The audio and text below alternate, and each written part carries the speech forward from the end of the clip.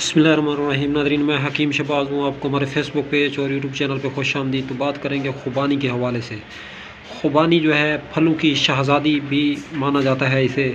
तो ये जल्द को खूबसूरत बनाती है और हड्डियों को मजबूत करती है और दिमाग को जो है बूस्ट करती है।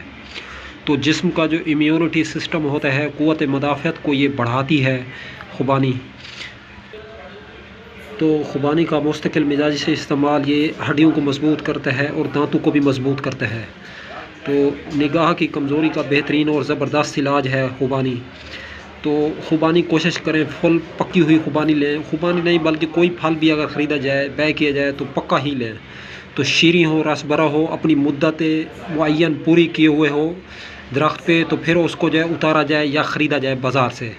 तो एक बात का ध्यान रहे, एक पीली खुबानी मिलती है, बिल्कुल होती कच्ची है लेकिन नज़र पक्की आती है। तो उसको जो है मेडिसिन लगा के जो है पकाया जाता है। तो उस खुबानी से जो है गुरेज करें।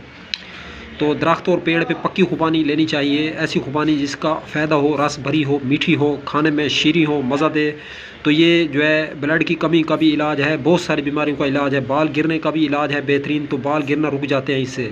दिमाग और असाब मजबूत होता है। जिस लोगों के जिसमें सुस्ती काहली रहती है, निकम्मापन रहता है, तो उसको भी जो है खुबानी दूर करती है।